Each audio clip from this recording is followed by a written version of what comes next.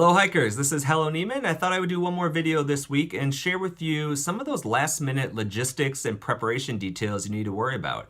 I'm 1 week out from the start of my trip on March 1st, so a lot of these things are details that I've had to figure out in the last couple weeks that I feel pretty confident about, and hopefully it'll help anyone else that's in a similar situation. So what I'm going to share with you and talk about today is going to be how to prepare for your insect protection, your mail drop logistics, your day one logistics, some of the financial preparation, and then lastly, your emotional prep, both for you and for any loved ones that you're leaving behind. Hopefully with some of these things in order, you can get out on the trail on the first day and feel very comfortable and confident with everything that you're leaving behind and everything that's going to support you. All right, so when it comes to insect protection, there's really three things that you want to do before you head out on the trail. The first thing is pretty simple, and that's when you go into your doctor for your annual checkup, which you should do before you head out. Ask them for antibiotics to treat Lyme disease. I think it's pretty common that every hiker going into this is nervous and concerned about Lyme disease. And you certainly don't have to do this, but I just think there's some ease of mind of carrying just, a quarter of an ounce of some antibiotic pills that you might be able to take if you see the early warning signs of Lyme disease. If you were bit on the arm, for example, and you see that red bullseye with the white center, you probably can assume that something related to Lyme's disease is going on. And if you take those antibiotics early, that might just help you out while you're making your way to the hospital to get checked out for good. The second thing that you should do is to treat your clothing and your gear with an insect repellent like permethrin. So I did both. I treated both my clothing and my gear in two different ways. So the easier way is to pick up a bottle of permethrin yourself. So a bottle like this on Amazon costs about $10. I bought two of them in order to spray my entire tent system and underquilt for my hammock. So if you are using a tent instead of a hammock, obviously it's a little different. But for me, I treated the rain tarp that goes over my hammock, I treated the bug net for the hammock, and I treated the underquilt that will go underneath it. So basically, any of the sleep system items that are exposed to air are going to be exposed to bugs, and I'd rather have them die the second they touch my tent than linger on there and bother me over the course of the next few months. If you have a tent, very similar, rainfly, bug net, you might just appreciate having that done. The next things for the clothes that you're wearing or bringing. So the only things that you plan to bring with you that you're going to wear regularly that you would want to treat. So your hiking pants, your hiking shirt, socks, bandanas, etc. You want to treat that with permethrin as well. Now you can use this same product if you want to do it yourself, but it will wash off after about 6 to 8 wash cycles. So that's not going to get you very far if you're doing laundry every week. So instead, I would recommend that you actually send it out to be industrial treated with permethrin from a company like Insect Shield. So I did that. I sent my clothing out to Insect Shield, and they do a power heated wash and dry that will actually soak the permethrin chemical right into the clothing, and that'll help the clothing last for about 60 washes. So you'll have a ton of lifespan of the treatment that you did on it. And when you send it in, you can send in one garment for $10, I think, or you can do a small bag for $60, and it's as much as you can fit in there. So I sent in my hiking pants, a hiking sweatshirt, 2 hiking shirts, 2 pairs of socks, a bandana, a hat, and my gaiters. All of that I sent in. They do have some restrictions. You can't send anything that is merino wool that will shrink or waterproof, or they won't do undergarments. But anything other than that, you're pretty much good. When you get it back, they will stamp it. So if you see, here's my socks, they stamp it with Insect Shield, or they'll sew a tag into it so that you know that it's been done and be treated, and then you're good to go. And basically with permethrin, it's bug lands on you, bug dies. So it's a nice little peace of mind for those who are trying to avoid as much of our insect friends as possible. All right, the second one I want to talk about is mail drop logistics. So if you are doing mail drops like I am along the way, you're going to want to make sure that you've got somebody that's going to help you do it, and that you've got everything set up in advance as best as possible, with the flexibility of being able to change however things change on the trail, because they will, we know they will. So I'll show you what I've done, and let's talk through it in detail. Mail drop boxes that I've set up in advance. I've got 18 of these that I plan to send about once every week along the trail. Now I know some people don't like to do mail drops because they want to just be carefree and buy food along the way. But for me, this helps to create sort of a a list of milestones that I'm working towards. So once a week, I'll know that I'm passing through a trail town, or I plan to pass through a trail town, where I'll pick up this box. Inside each box, I've got 4 days worth of food. So I'll use this to get me through the next 4 days. I've got some resupply items like some stickers that I plan to put in the logbooks and the shelters, or some Zyrtec, which is hard to get to on the trail for cheap. Maybe you have some things you might want to throw in, like some clean sponges or bandanas and whatnot. And then the idea would be that this will get me through 4 days, and then hopefully in those 4 days or 5 days, I'll pass through another trail town where I can resupply on the trail. So I can get those, cravings that you'll always have, and when the hiker hunger starts to set in, of the different items that aren't pre-packaged and planned out. The other nice thing is that since these are going to be going out about once a week, I can fill them with any other bounce box items I need on my own. And, in here I've got things that I might want to resupply, like some Leukotape or some flashlight batteries, things that I might need that I run out with that I can have sent out to me. And the idea would be then that these would be sent about a week or two in advance and be waiting for me, so I have something to look forward to, and I have something to help keep me on pace for my journey, which I hope to complete in about 4.5 months. So when I get to the trail stop that I have, I'm going to open up, pull out the phone and go to USPS and print out a label for a flat rate large box. I think those come at about $18 each, but it doesn't matter how heavy they are. So print off that label, create that label, email that to my wife, who has offered to help out with this while I'm gone.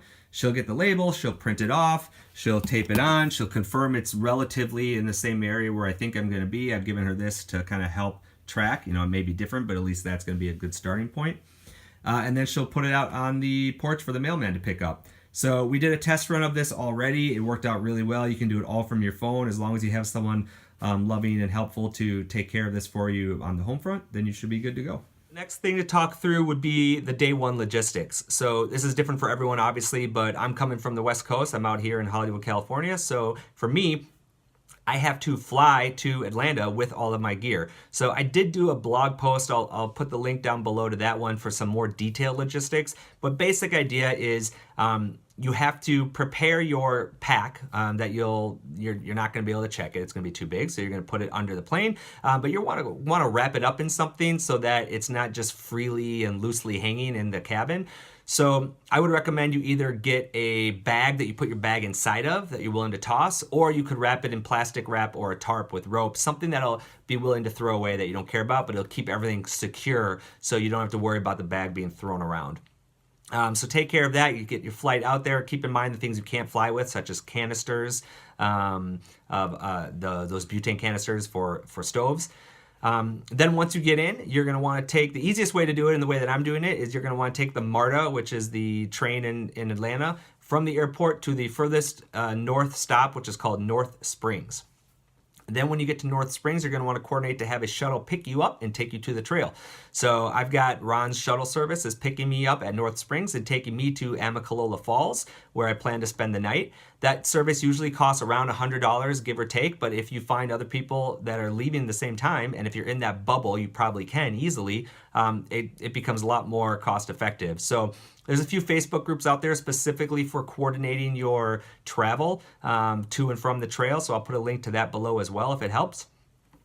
For example, I was able to find 2 people instantly that were coming in at the same time and could hop on that shuttle with me and split those costs. So it's just going to be really helpful. That breaks it down to $25 to $30 a person.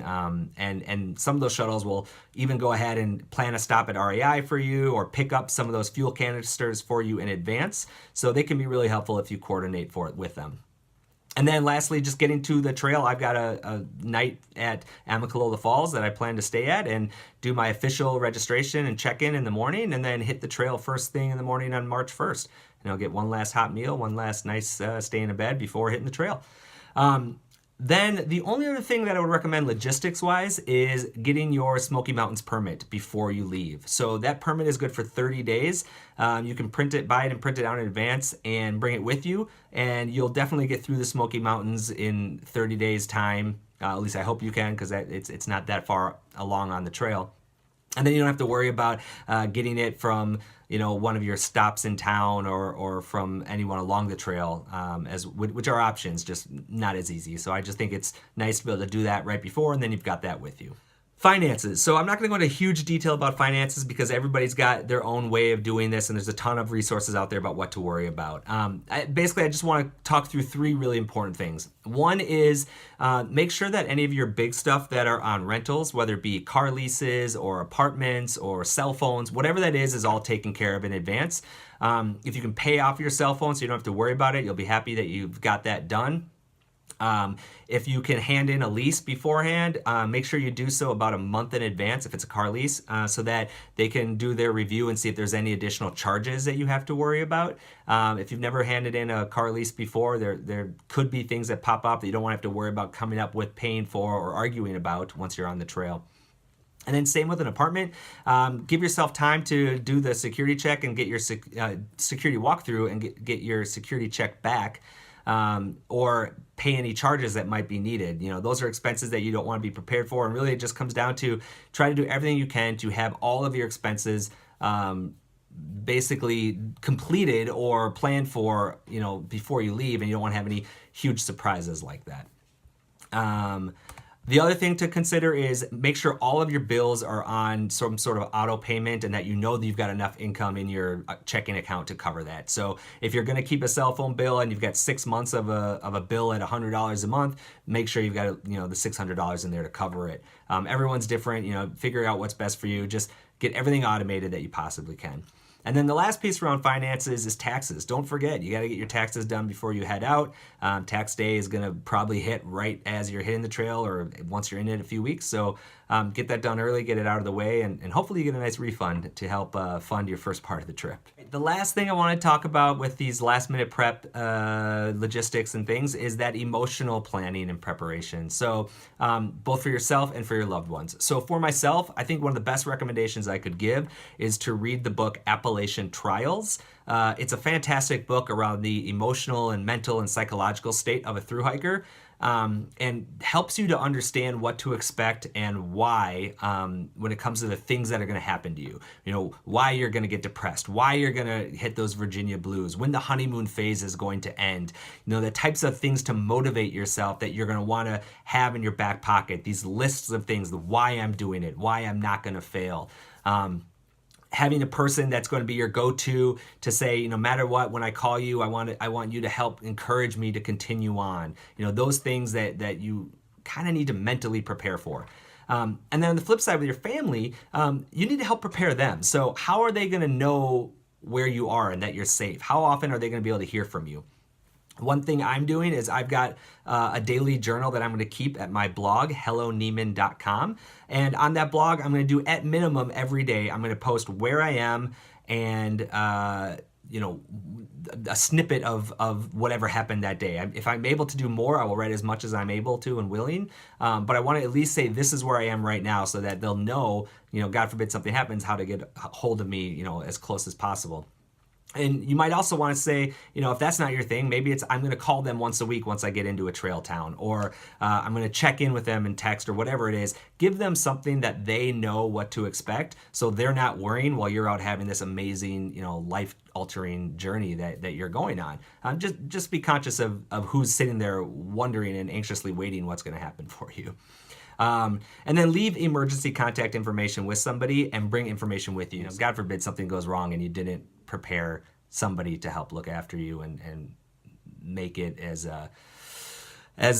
solvable as possible. So that's all I've got. I think that there are some of these things that are going to be a little subjective to you depending on your style of hiking, but these are the things that I think really help to make sure you set yourself up for success. So you might not be as detailed as me, you might not be a project manager in the same way that I am, but your loved ones will thank you for having this stuff taken care of. You'll feel confident when you get out there on the first day, knowing that a lot of these things are taken care of and that you can really focus just on the hiking and the miles and enjoying every step of the journey. All right, thanks so much for watching. Subscribe and like if it interests you, and let's go take a hike.